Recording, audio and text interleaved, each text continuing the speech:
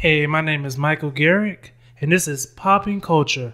Here with me is my guest, Hunter Spehar.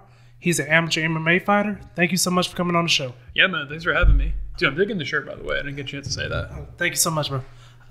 Thanks you so much. Here at PoppinCulture, we're all about pop culture and the people that love it.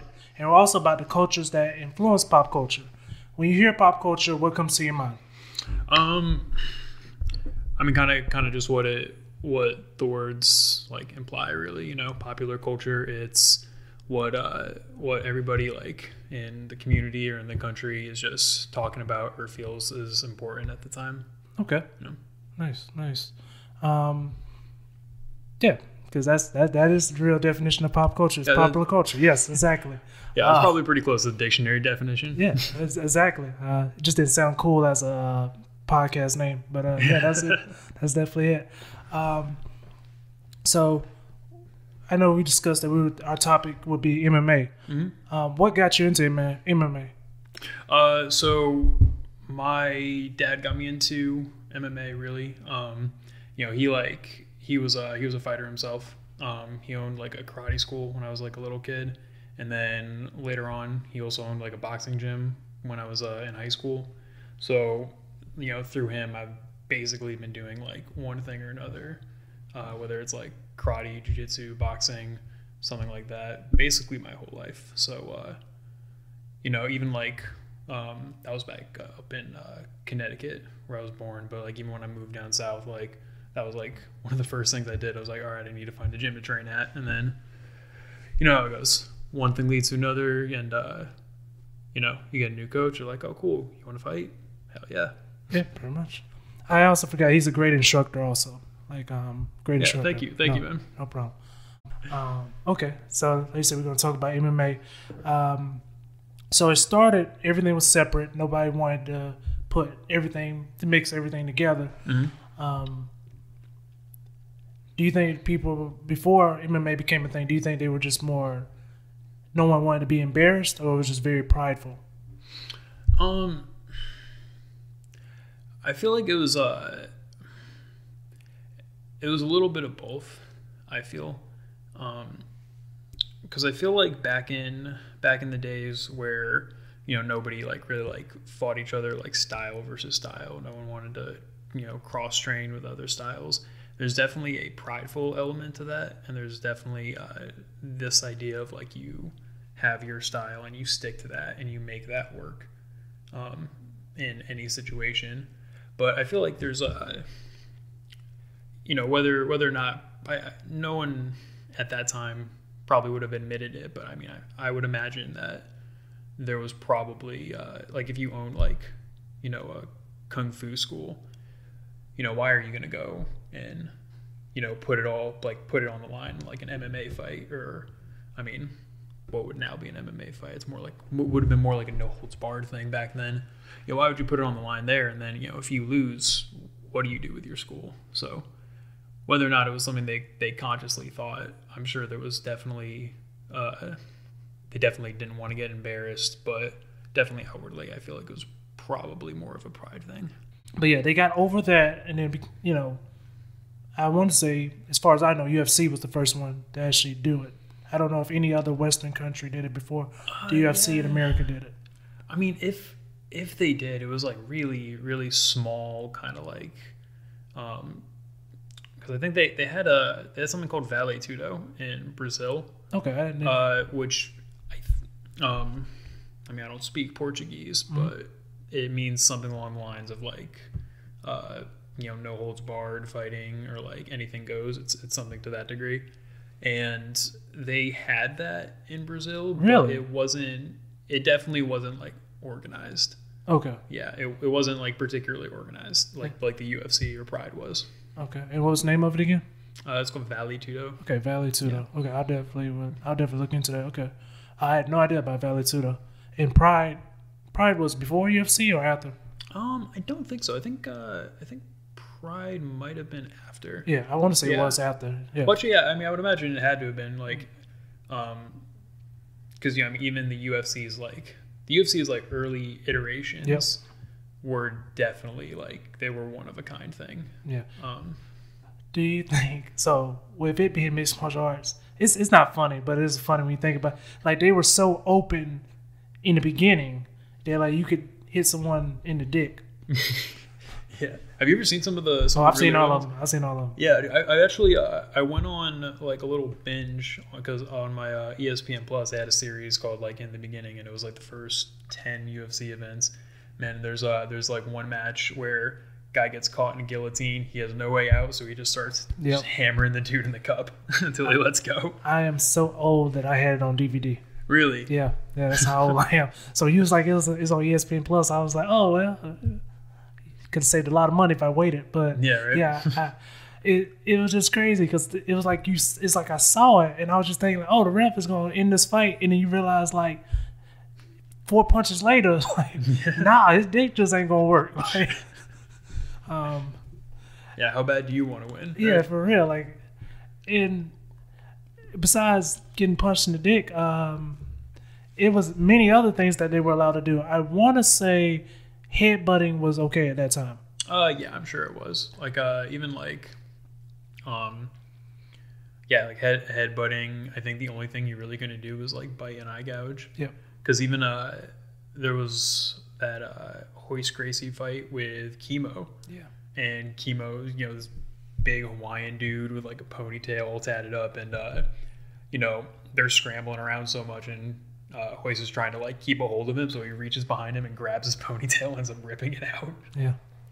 I mean, it was no holds bar. Yeah, it was crazy. And when it comes to headbutts, like, for people that don't know, like, headbutts like are really like, that's like one of the worst hits ever. Like, that's worse than like a knee in most cases. Yeah.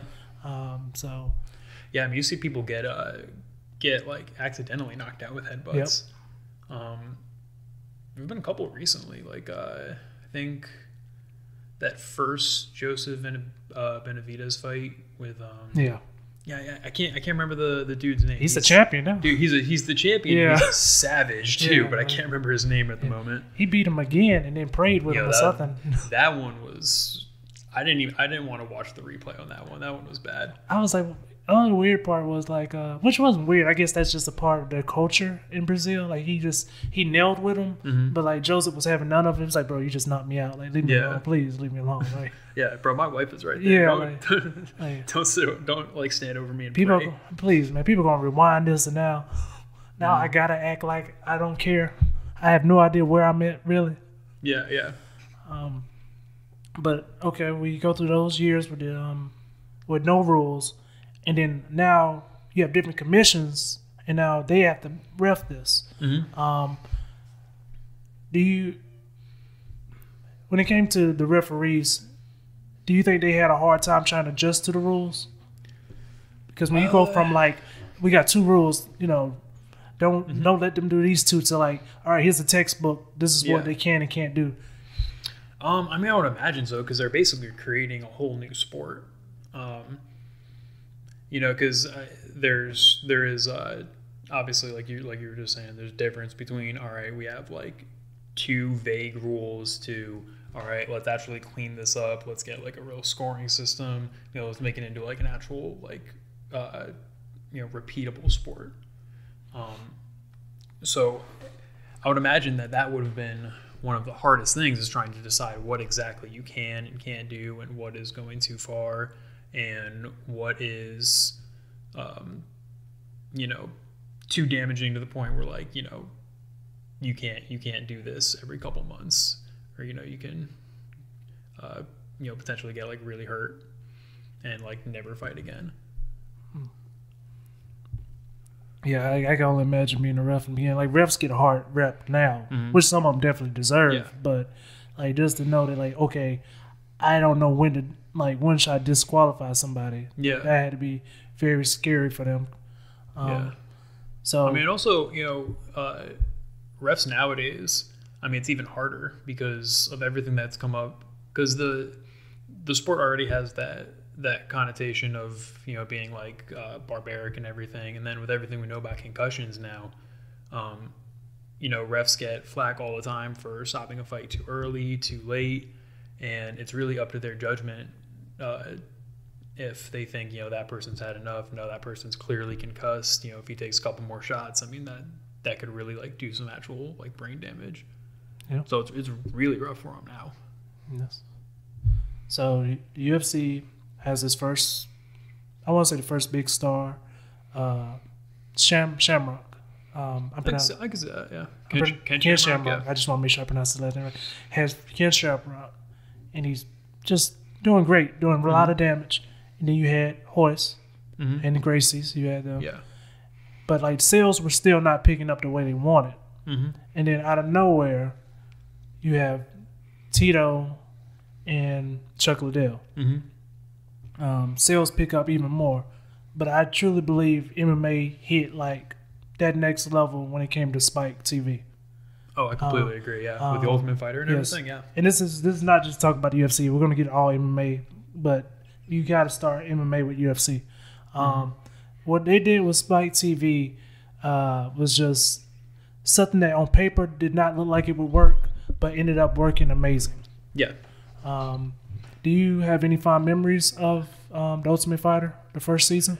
The first season particularly, yeah. I mean, I think everybody, like, it was so funny, and it was, kind of divisive, because you had, some people on there that were like trying to be on the real world. Like I think the first episode, Chris Lieben starts pissing on some guy's bed because he didn't like him. Yep. And there was like a bunch of like really over the top antics like that, like very, like I said, like MTV real world sort of deal. But also what everybody remembers from that is the finale, watching Forrest Griffin come up, watching Forrest Griffin and Stephen Bonner have that awesome fight at the end of it. So yeah, I mean, and also like everybody from that cast like went on to be someone in the UFC too. I mean, exactly. Yeah, Chris Lieben, Josh Koscheck, Kenny Florian, Diego Sanchez. Diego Sanchez is still going now. And then obviously Stephen Bonner and Forrest Griffin, and I'm sure probably a couple others that don't immediately come to mind. Yes. But yeah, that fight, Forrest Griffin and Stephen Bonner, that fight was just like, if you hadn't checked out the whole season and you just saw that fight, that fight would have sold you on MMA by itself. Yeah, absolutely. I also think I love about it, besides being on Spike TV, which was, at that time, it was like meant just for men mostly. Like the Guy Show came on right after the Ultimate Fighter, so I like the fact that they weren't scared to like make it very, like, they were known for being a brutal sport. So like, what did they do? The theme song was "Bring the Pain." Yeah. After that, like every intro they had, outro had blood everywhere. It was just like, okay, if this is what you think we are, we'll show you what you want to see. And they rolled the dice, and it worked out amazing for them. Yeah. Increasing star power as you go up, the seasons go by. Like I said, we go to John Jones. Not skipping past Tito and Chuck Liddell, because Tito and Chuck Liddell, they definitely are the people that like brought marketing to the UFC. Not saying they couldn't market other fighters, but that was like, okay, now we can bring it into pop culture. Now we can have these faces that, Yeah, I mean, they defined, for better or for worse, they defined what the image of MMA was at that time.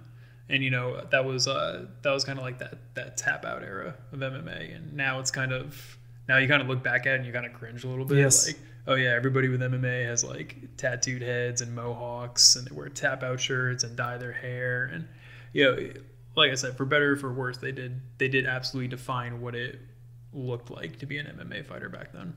MMA definitely has some awkward teenage years. Yeah, exactly. Those are the awkward teenage years. Yes. Wow, tap out was yeah. You remember the three guys? They wore like some weird like costumes. Yeah. They definitely were original. The worst thing that's ever come out of MMA is the t-shirts, though. Like, you don't remember Condom Depot shorts? Okay, you got me there. Yeah. I think Tito Ortiz like was sponsored by like a porn shop at one point too. Yeah. Oh wow. Yeah. But I mean, you gotta get money. They had that kind of crazy stuff too. But also, I feel like just the amount of people who were wearing like Tap Out and Affliction and had no association with any kind of like gym. They didn't train. They were just like, oh, this is a cool shirt. Like I'm gonna wear this after arm day. Exactly. Yeah. Oh, or the opposite, the people that wore the 4X. Oh yeah. So like I said, we keep going up, and then out of nowhere, John Jones, youngest UFC champion. I'm not sure if he's the youngest MMA champion in the world, but definitely the youngest UFC champion. And before he messed up again. Yeah. When he first broke into the scene, what were your thoughts? Like, he was one of the first fighters where I actually heard hype. Like other fighters, they were just like, yeah, he's good. Yeah, he should win. But when it came to John Jones, it was like, no, this guy is next level. Yeah, I used to joke with one of my friends when John Jones was coming up. I used to joke that he was like an X-Men. He was like the next stage in human evolution. But like really, I think with John Jones, what was so special about him, it kind of marked this changing of like what caliber of athlete like gets into MMA now. And even now it's continuing to evolve and get better. But I mean, John Jones was one of the first guys who like just genetically was gifted and could apply it to MMA. I mean, if you look at like his family, like John Jones, UFC champion, arguably the greatest of all time, and then he has two brothers with like multiple Super Bowl rings. Yep. So like that gene pool, like no matter what sport that those guys wanted to do, they would have crushed it. Very true. As we keep going with the list, because I truly am one of the people that MMA will always, like, they have enough hype, they have enough success. It is the companies that run MMA. But I definitely believe that Superstars Award pushed it the farthest. Oh, absolutely. Like I said, the superstars are allowed to make their own brand, which I'm very happy about. If you notice, basketball was the first, I think, big company to like, okay, let's let these people make their own brand, but like they still are attached to the NBA, such as the big fighters are attached to whatever company they work for. Yeah. The next star would have to be George St. Pierre. I want to say he was maybe a little bit before John Jones. I'm not sure, but I always thought they were close to the same time. Maybe a little bit before. Yeah. Okay. And again, we're not trying to skip over. It was definitely BJ Penn and everyone else, but I'm talking about like the big ones. George was the first time I ever seen a country just get behind someone. Yeah, it's got to be just like a nationality thing, because George St. Pierre got so famous because Canada was like the whole country of Canada was behind him, and he could go anywhere in Canada and sell out any arena, and I don't know why that is. Maybe it's just the atmosphere of like how they perceive their sports and what sports they favor. But man, you're right. That was definitely the first time that kind of popularity from another country was really like that evident, and that part of that big a part of someone's success. Exactly. Yeah. I just think because George is a star. I can't put it in other words because I think Rory McDonald would have had that if he was just had a little bit more of it. Because I think Rory McDonald's a great fighter. Don't get me wrong, and I think Canada would have got behind him with the same strength. But I just don't think he was. Maybe he didn't want it, and he just I feel like it's definitely a personality thing, because I think George St. Pierre was definitely a little soft spoken, but he was there like very friendly, very respectful, very humble, and Rory McDonald just has a completely different aura to him. I love watching Rory McDonald fight, but when you listen to him talk, like I always felt like if Rory McDonald wasn't a fighter, he'd probably be a serial killer. He has like this very hushed tone to his voice, and he kind of doesn't look at you right away. And it's he kind of sounds like he might be like plotting something in his head. Yes, so it's uneasy. It's yes, I never thought about it that way, but yes, I could definitely see that. It is very American Psycho. Yeah. Yeah, like, dude. Yeah, exactly. Yes, American Psycho. Yeah, exactly. It's very American Psycho. Yeah, you're right. Okay. We keep going up. It's like Rory McDonald kind of reminds me of Dexter. 100%. Yes. Yeah. 100%. Yeah. Wow. Yeah, on point with that. Yes, very much.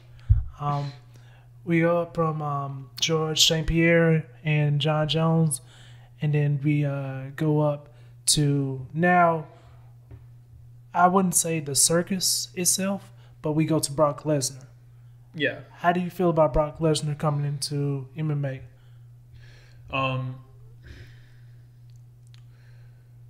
Let me see.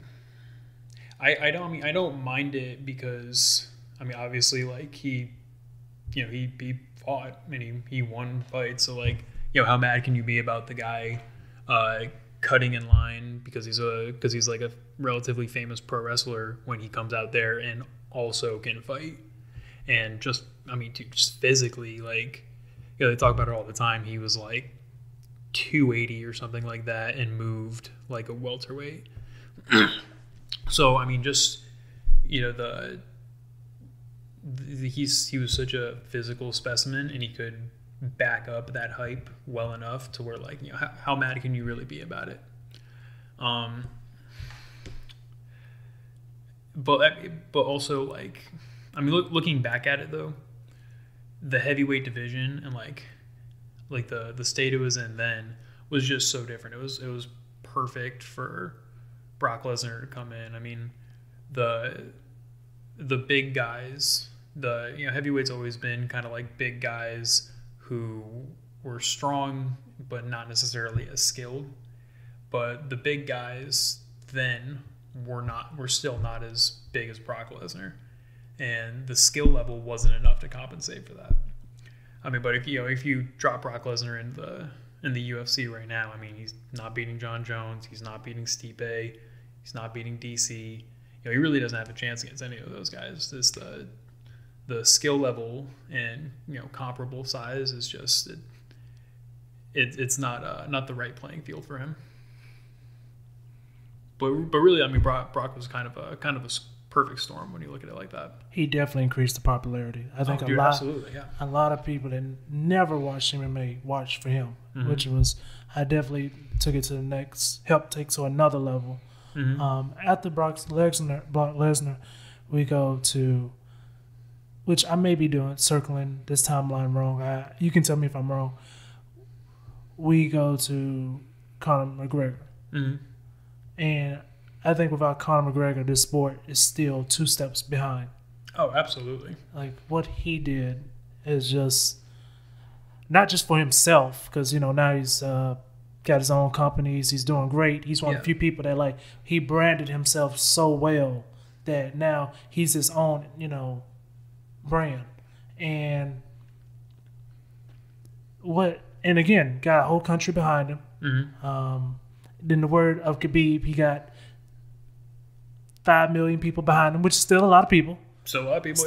More people than I have behind me. Yeah, exactly. Me too. Exactly. Exactly. I don't even know 5 million people. Yeah, exactly. What do you think he brought to the game? Aside from the fact that he could talk his ass off, in a very quick, clever way.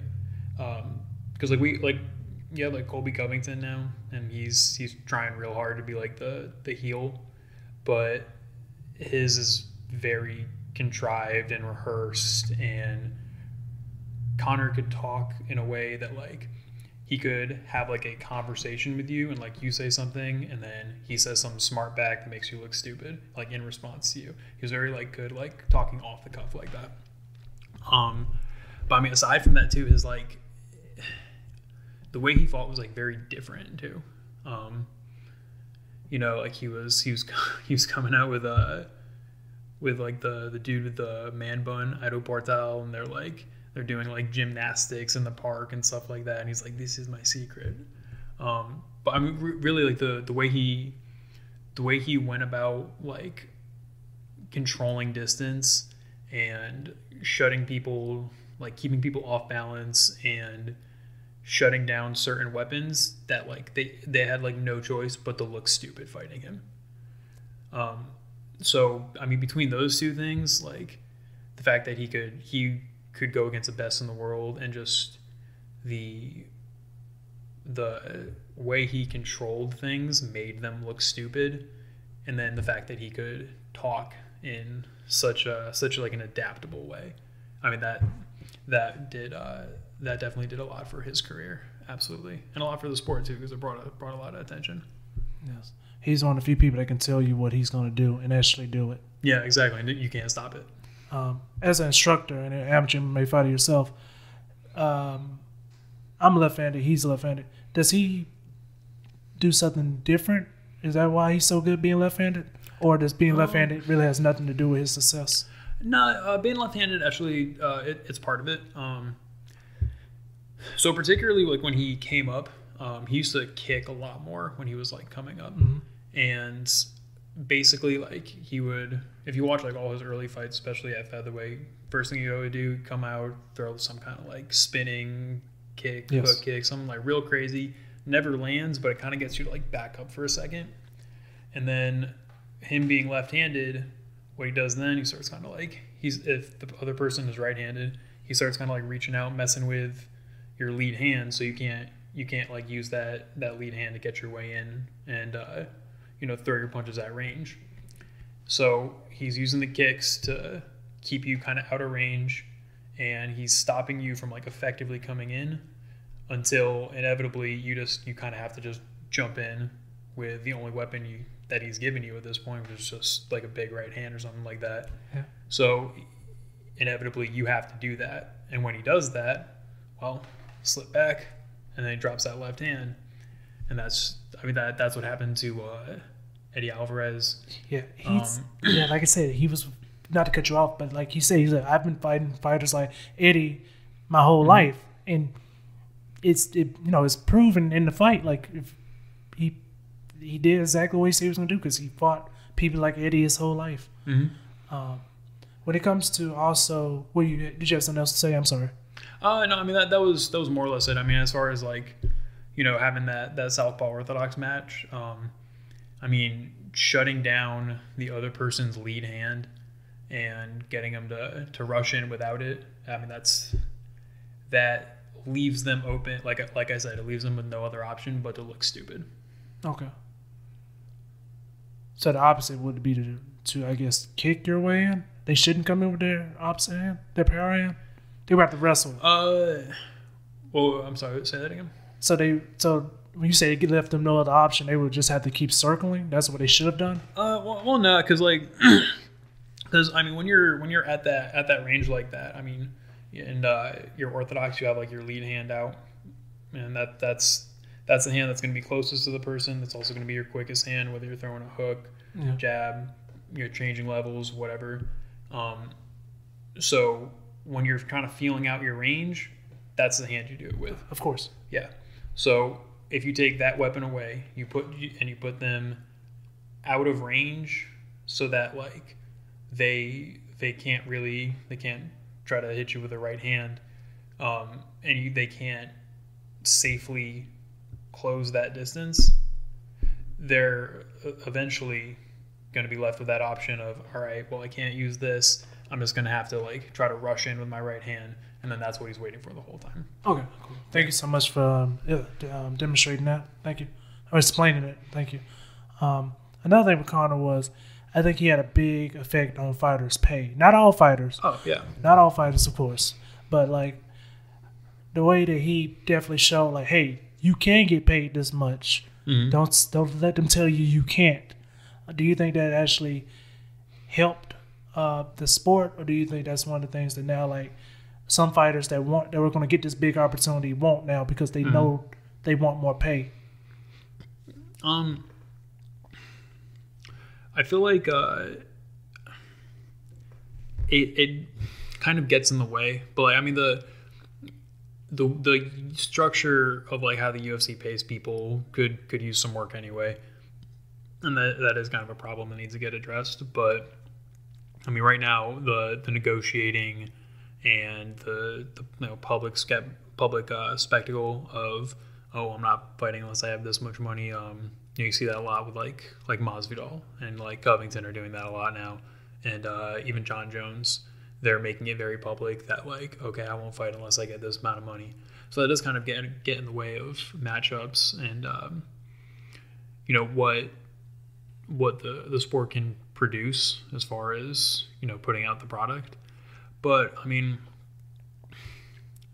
it's something that needs to be addressed at some point. And you saw with Masvidal, it does ultimately work. I mean, he did ultimately get the title shot for what he was trying to make. Exactly. Yeah. And now we step to the next level of MMA, which is not something that I sidestep. It's just that I think it matters more than it's ever mattered. Different companies. Yeah. We've seen companies come and go in the past, and the UFC just, I wouldn't say blew them out the water. Well, technically they either blew them out the water or they bought them. Yeah, they bought them out the water. Yeah, I went fishing. Right now you have UFC still king. You have Bellator, which I think Joe Rogan said this, and I totally agree. Dumb name. Dumb name. Yeah. And you have one. Is there anyone I'm missing? Because those are the three big ones I know of. You said UFC, Bellator, and one, right? Let's see. As far as I know, as far as like big promotions, you have It's not big if we gotta do that much. I'm trying to remember. It's the tournament one. They have like, oh yeah, ESPN. It's like, yeah, we own that too. I know which one you're talking about, but yeah, man, I'm that's blanking on the name though. Yeah, that's how popular they are. Yeah, good point. Okay. Yeah. Point taken. So I guess we won't include them. No. ESPN was like, you know what? We got the UFC, but we can get them for some loose change. Let's Yeah. Right. Yeah. But So it's Bellator, UFC, and one. Do you follow football at all? Somewhat. Yeah. Do you remember a league called XFL? I believe somebody just bought them again to bring them back. Yeah. Do you know what arena football is? I do know. I know of arena football. Yeah. Okay. I'm not saying that the UFC is. I mean, I'm not saying MMA is running in those same lines, but overall, UFC is still king. Like they're still number one. It's still, and don't get me wrong. I think they're still like kind of in the same tiers. Right now, to me, those are the three that's still in the top tier, but UFC is still number one, and then you have the local events and everything else in the lower tiers. Who do you see giving UFC the biggest run in the future? One for sure, because one seems to have kind of taken the place of like where Pride was. It's very much like they're very popular in the market that they're in right now. Being the Eastern market, the Asian market. They're very popular there, but as far as coming over to the West, not a whole lot of people know them still. But I think if you were to compare their popularity just based on like where the UFC is mostly based and where one is mostly based, then they'd be fairly comparable. The difference being that the UFC is a lot more well known across the whole world, whereas one is really just popular in like one area. But that one area, they're a lot of people. Yeah, and that one area, that one market that they're really in is, they're like kind of competitive into the UFC in that market. Nice. And my last thing is in the next, and I believe I wouldn't say the final chapter when it comes to evolving, because MMA is steadily evolving. But I think the biggest thing is doping. Yeah. With UFC just saying, all right, that's it, everybody's getting tested. How do you think that's affected MMA in general? Because I think the sentiment is nice, but I think USADA is all over the place. I mean, how many people have been like tested positive on a USADA test and then later been acquitted? But like they were on the shelf for like how many months while they were trying to defend themselves. So I mean, and then I mean there's been other things like the the John Jones thing, the pulsing effect, and it really just shows that like they don't totally understand the science behind what they're testing for, and they're seeing things that kind of confuse them. So the idea of anti-doping, it's a nice idea, but so far the application of it has been kind of a shit show, I feel. Do you think like you said, they're right, they don't have it down pat yet, but do you think the fact that UFC is doing it, the other companies will try to latch on? No. I think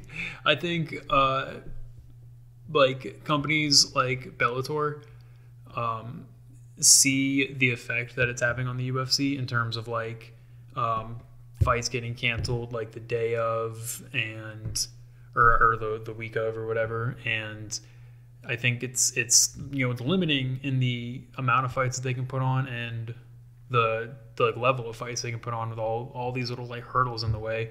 So I think other businesses like Bellator are happy to keep it kind of out of sight, out of mind. Like I'm sure you probably heard about like the old Pride contracts. Yeah. Yeah. That like specifically said like we are not going to drug test you. So it's just I think they're probably happy to keep it out of sight, out of mind, and just put together the fights that they want to put together and turn a blind eye to it and just not talk about it. I mean, like other sports don't make that kind of big deal about it. True. Yeah, that's very true. That's very true. Yeah, I mean, like when was the last time you heard about, someone in the NFL getting pulled from a game because they tested positive for Trenibol or something like that? I mean, you can't tell me that nobody in the NFL is taking steroids or doping. It's just they don't talk about it. Very true. It doesn't come up. Yeah, very hush hush. You're right. Yeah. But yeah, I mean that's and I don't think it's a great idea to just be like to just outwardly be like, okay, everybody take whatever the hell you want, but there are some drawbacks to it, especially as far as like public perception and what you're able to market and coming through with what you marketed. I think you call it the Rock effect. It's like, yeah, he's naturally like that at his age. Yeah. So. That's actually really funny because like I've like gotten into like arguments with people who were like, no, the Rock is natural, he just works really hard. I'm like, okay, look at him before he left the WWE and look at him now. You're telling me he put on 50 pounds of muscle in his mid-30s naturally? That makes no sense. No, that's why I give so much credit to Joe Rogan. It's like, yeah, I take a lot of stuff. Exactly. Like, yeah, he's like just open and honest about it. Like, hey, no one's drug testing me. I don't need to be clean. He literally said, I like to feel good. And it's like, okay, and that means exactly what it means. Right. Nice. Through the evolution of MMA, do you think I missed anything? Or is there anything that you would like to bring up that you saw that I may have left out? One thing that I think that we should totally touch on is I know you saw the highlight of that knockout last week. Of course. Yeah, that like that jumping back kick. Mm-hmm. Man, I feel like especially talking about MMA's influence on pop culture and how those things kind of feed into each other. I mean, for one thing, it definitely says a lot of like just how viral that video went. I mean, I was seeing people who don't follow the sport at all sharing that video, and also we talked about John Jones earlier, and John Jones being kind of the outlier of that time, of somebody who was genetically gifted as an athlete who probably could have done other sports but decided to choose MMA. I feel like the amount of like athleticism and like natural ability that you need to be, I think those guys are like light heavyweights, and to be pulling off moves like that, I think that is really indicative of the type of athlete that's coming into MMA now. And I think that's because it's become so ingrained in pop culture that, you know, you see MMA gyms in every town, you see it on TV, and more athletic people are seeing that as like a viable option for pursuing like an athletic career. You know, I mean, like you know, another example is like look at like Dominic Reyes. Yeah. You mentioned arena football. I know Dominic Reyes. I think he like made like a practice team in the NFL and ended up getting cut. You know, if this were maybe 15 years ago, then he probably would have like tried arena football, or he probably would have maybe tried his hand at baseball again or something like that. But MMA is in a position in pop culture now to where, you know, somebody of that caliber of athlete sees MMA as a viable option to continue their athletic career. Nice. And then, you know, we see the results of it. Nice. Thank you for those examples. That's totally true. Yeah. And especially with the gym part, there are MMA gyms popping up everywhere. Yeah, like, exactly. Like, as an instructor, have you been to one where you're like, yeah, they're just here for money? Like, this guy shouldn't be teaching? I don't know that I've really like been to one of those. Okay. At least not around here. Cool. I mean, I've seen gyms. Some gyms definitely have better instructors than others. But I mean, I don't see a lot of like almost like MMA McDojos. I don't really see much of that. So no fake karate gyms when it comes to MMA. No, I actually feel like there might be some now that I think harder, but I'm not gonna go too much into that. Okay. Well, thank you for coming on the show. Hopefully you can come back so we can do some fight lineups soon or fight reviews if you're free. Okay, cool. Absolutely, man. Is there anything you'd like to say to your fans? Yeah, I mean, you know, I'm looking to get back in there. Probably around springtime. You know, me and Michael were talking that I'm starting the Fire Academy pretty soon. But you know, once I'm done with that, around like February-ish, I should be ready to get back training. And man, I'm itching to get back in there. All right, and maybe around like springtime, hoping to get maybe 1, maybe 2 more amateur fights in, and then it's time to go pro. So please come back before every fight so we can promote it. Okay? Yeah, dude, absolutely. Thank you. All right, guys. This is PoppinCulture, and have a great day.